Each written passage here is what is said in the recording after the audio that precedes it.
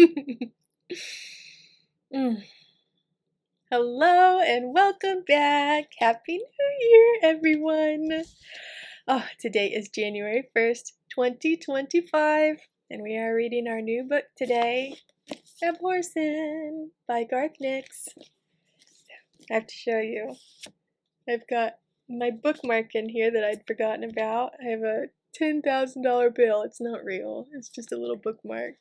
But it has Salmon Chase, President Lincoln's Secretary of Treasury, I think he was. But I didn't even know this was in here until I pulled this book out the other day. I had this and another little pretty piece of origami that I got from Japan when I went there as a freshman in high school.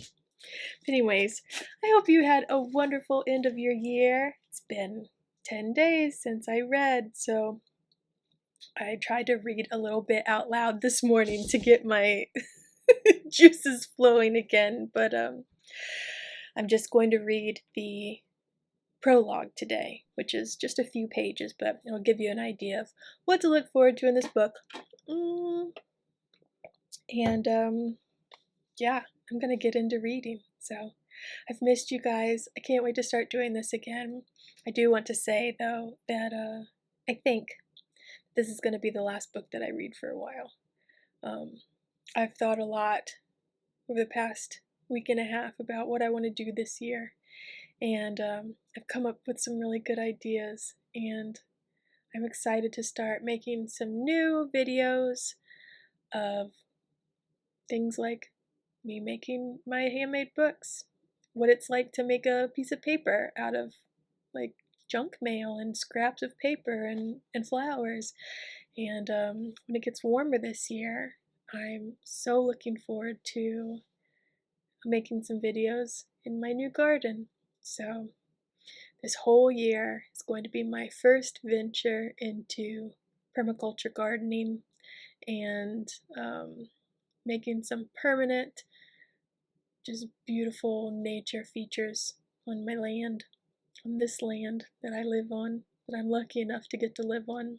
So I want to show that to you guys, and I'm still really happy that I did this. Like I said in my last video, if you watched it, this was my practice into getting used to hearing my own voice and being on camera, and just getting used to editing and doing this kind of stuff, because I'd only done it in little bits before. I made some small videos on Instagram, like Instagram Reels last year, but Instagram is turning too much into TikTok, and it's very like in your face and short form videos, and I'm not really into that right now. I want to get into more long form things and create little like mini movies and vlogs and nature walks and things like that. I love reading, and I know I'll still do it every once in a while, but after this January it's going to be a little bit different around here. But I hope you will stick with me and follow along for the journey. It's going to be a lot of fun. And anyways, let's get to reading this new book, Abhorsen. So let's get started. Where are we? Alright, here we go. Prologue. Fog rose from the river, great billows of white weaving into the soot and smoke of the city of Corvir, to become the hybrid thing that the more popular newspapers called smog, and the Times miasmic fog. Cold, dank, and foul-smelling, it was dangerous by any name. At its thickest, it could smother, and it could transform the faintest hint of a cough into pneumonia. But the unhealthiness of the fog was not its chief danger. That came from its other primary feature. The Corvir fog was a concealer, a veil that shrouded the city's vaunted gaslights and confused both eyes and ears. When the fog lay on the city, all streets were dark, all echoes strange, and everywhere set for murder and mayhem. The fog shows no signs of lifting, reported Ahmed, principal bodyguard to King Touchstone. His voice showed his dislike of the fog, even though he knew it was only a natural phenomenon, a blend of industrial pollution and river mist. Back in their home, the Old Kingdom, such fogs were often created by free magic sorcerers. Also, the telephone is not working, and the escort is both under strength and new. There's not one of the officers we usually have among them. I don't think you should go, sire. Touchstone was standing by the window, peering out through the shutters. They had to shutter all the windows some days ago, when some of the crowd outside had adopted slingshots. Before that, the demonstrators hadn't been able to throw half bricks far enough, as the mansion that housed the Old Kingdom Embassy was set in a walled park, and a good 50 yards back from the street. Not for the first time, Touchstone wished that he could reach the charter and draw upon it for strength and magical assistance. But they were 500 miles south of the wall, and the air was still and cold. Only when the wind blew very strongly from the north could he feel even the slightest touch of his magical heritage. Sabriel felt the lack of the charter even more, Touchstone knew. He glanced at his wife. She was at her desk, as usual, writing one last letter to an old school friend, a prominent businessman, or a member of the Excelsior Moot, promising gold, or support, or introductions, perhaps making thinly veiled threats of what would happen if they were stupid enough to support Coralini's attempts to settle hundreds of thousands of Sutherling refugees over the wall in the Old Kingdom. Touchstone still found it too odd to see Sabriel dressed in Excelsior clothes, particularly their court clothes, as she was wearing today. She should be in her blue and silver tabard, with the bells of the Abhorsen across her chest, her sword at her side, not in a silver dress with a hussar's pelisse worn on one shoulder, and a strange little pillbox hat pinned to her deep black hair. And the small automatic pistol in her silver mesh purse was no substitute for a sword. Not that Touchstone felt at ease in his clothes either. An Excelsior shirt, with its stiff collar and tie, was too constricting, and his suit offered no protection at all. A sharp blade would slide through the double-breasted coat of superfine wool as easily as it would through butter. And as for a bullet— "Shall I convey your regrets, sire?" asked Demed. Touchstone frowned and looked at Sabriel. She had been to school in Excelsior. She understood the people and their ruling classes far better than he did. She led their diplomatic efforts south of the wall, as she had always done. "No," said Sabriel. She stood up and sealed the last letter with a sharp tap. "The moot sits tonight, and it is possible Coralini will present his forced immigration bill. Dalforth's block may just give us the votes to defeat the motion. We must attend his garden party." "In this fog?" asked Touchstone. "How can he have a garden party?" "They will ignore the weather," said Sabriel. "We will all stand around, drinking green absinthe and eating carrots cut into elegant shapes, and pretend we're having a marvelous time." "Carrots?" "Fad of Dalforth's, introduced by his swami," replied Sabriel, "according to Sullen." "She would know," said Touchstone, making a face, but at the prospect of raw carrots and green absinthe, not Sullen. She was one of the old school friends who had been so much help to them. Sullen, like the others at Wyverley College 20 years ago, had seen what happened when free magic was stirred up and grew strong enough to cross the wall and run amuck in Excelsior. "We will go, Demed," said Sabriel, "but it would be sensible to put in place the plan we discussed." "I beg your pardon, Milady Abhorsen," replied Demed, "but I'm not sure that it will increase your safety. In fact, it may make matters worse." "But it will be more fun," pronounced Sabriel. "Are the cars ready? I shall just put on my coat and some boots." Demed nodded reluctantly and left the room. Touchstone picked out a dark overcoat from a number that were draped across the back of a chaise lounge and shrugged it on. Sabriel put on another, a man's coat, and sat down to exchange her shoes for boots. "Demed isn't concerned without reason," Touchstone said, as he offered his hand to Sabriel. "And the fog is very thick. If we were at home, I wouldn't doubt it was made with malice aforethought." "The fog is natural enough," replied Sabriel. They stood close together and knotted each other's scarves, finishing with a soft, brushing kiss. "But I agree, it may well be used against us. Yet I am so close to forming an alliance against Coralini. If Dawforth comes in, and the Sayers stay out of the matter. Little chance of that, unless we can show them we haven't made off with their precious son and nephew, growled Touchstone, but his attention was on his pistols. He checked both were loaded, and there was a round in the chamber, hammer down, and safety on. I wish I knew more about this guide Nicholas hired. I'm sure I've heard the name Hedge before, and not in any positive light. If only we'd met them on the Great South Road. I'm sure we will hear from Elamir soon, said Sabriel, as she checked her own pistol, or perhaps even from Sam. We must leave that matter, at least, to the good sense of our children, and deal with what is before us. Touchstone grimaced at the notion of his children's good sense, and handed Sabriel a gray felt hat with a black band, twin to his own, and helped her remove the pillbox and pin her hair up underneath the replacement. Ready? He asked, as she belted her coat. With their hats on, collars up, and scarves wound high, they looked indistinguishable from Damed and their other guards, which was precisely the idea. There were 10 bodyguards waiting outside, not including the drivers of the 2 heavily armored head-and-hair automobiles. Sabriel and Touchstone joined them, and the 12 huddled together for a moment.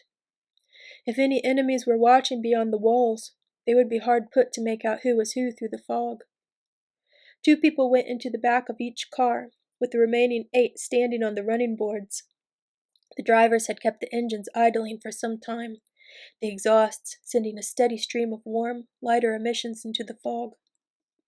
At a signal from Damed, the cars started down the drive, sounding their klaxons.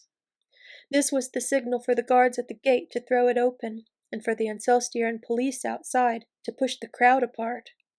There was always a crowd these days, mostly made up of Coralini's supporters, paid thugs and agitators wearing the red armbands of Coralini's Our Country party. Despite Damed's worries, the police did their job well, separating the throngs so that the 2 cars could speed through. A few bricks and stones were hurled after them, but they missed the riding guards or bounced off the hardened glass and armor plate. Within a minute, the crowd was left behind, just a dark, shouting mass in the fog. The escort is not following, said Damed, who was riding the running board next to the front car's driver. A detachment of mounted police had been assigned to accompany King Touchstone and his Abhorsen queen wherever they went in the city, and up to now they had performed their duty to the expected standards of the Corvair police corps. This time, the troopers were still standing by their horses.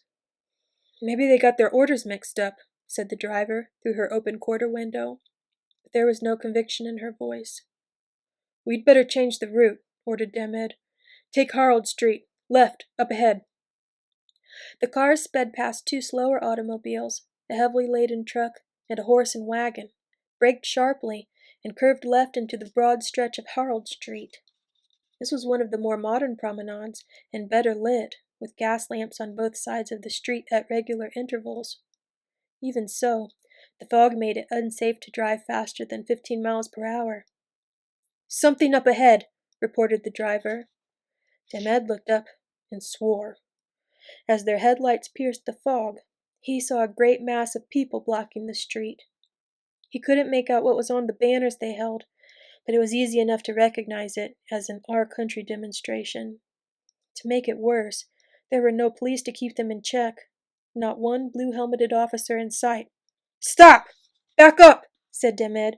He waved at the car behind, a double signal that meant trouble and retreat. Both cars started to back up. As they did, the crowd ahead surged forward. They'd been silent till then. Now they started shouting, Foreigners out! And Our Country! The shouts were accompanied by bricks and stones, which for the moment fell short. Back up! Shouted Damed again. He drew his pistol, holding it down by his leg. Faster! The rear car was almost back at the corner when the truck and the wagon they'd passed pulled across, blocking the way. Masked men dropped out of the backs of both vehicles, sending the fog shivering as they ran. Men with guns. Damed knew even before he saw the guns that this was what he had feared all along. An ambush. Out! Out! He shouted. pointing at the armed men. "Shoot!" Around him, the other guards were opening car doors for cover. A second later, they opened fire, the deeper boom of their pistols accompanied by the sharp tap, tap, tap of the new, compact machine rifles that were so much handier than the army's old Lewins. None of the guards liked them, but they had practiced with them constantly since coming south of the wall.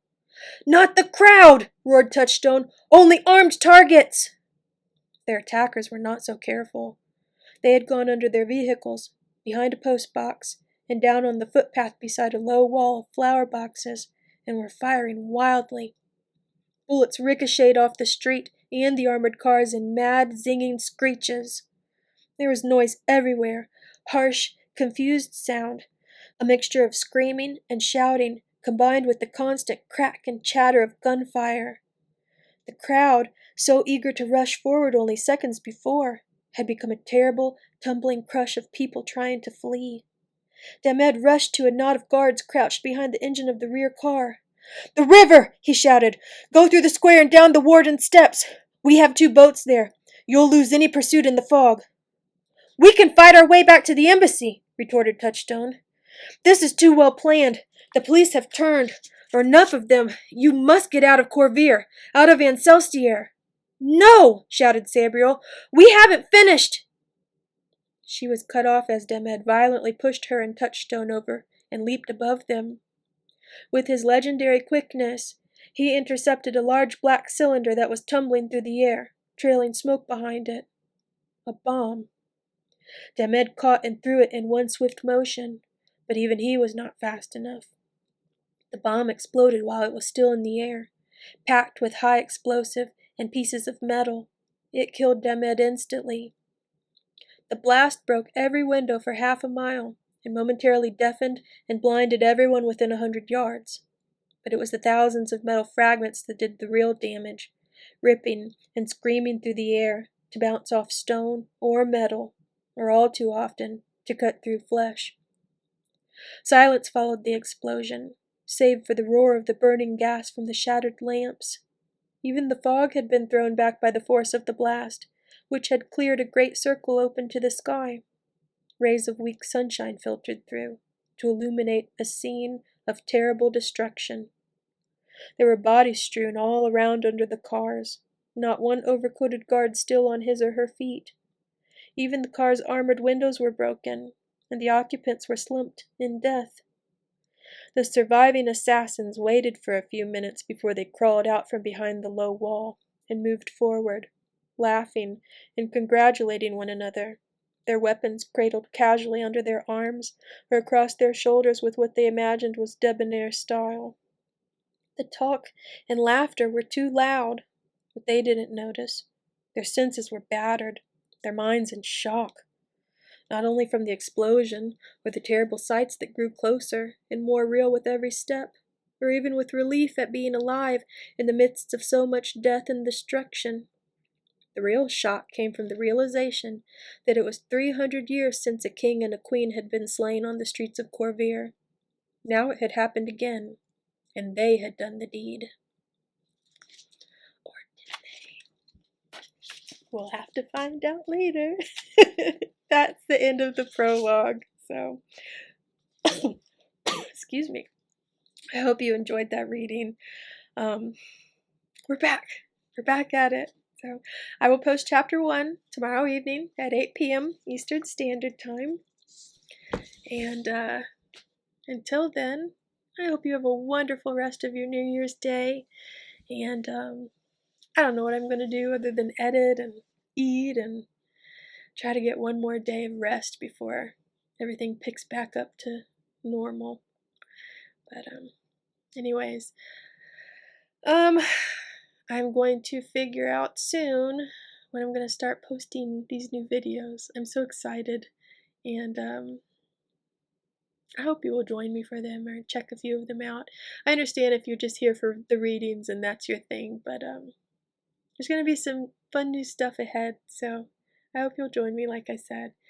And, oh yeah, if you like that reading, I would love it if you would like it, and comment if you want to, and if you haven't already, please subscribe to my channel. So, I'm going to go get to editing. I hope you have a wonderful rest of your day. Stay warm if you're here in Ohio or in this cold winter weather. And until next time, take care. And as always, may your magic manifest. Bye.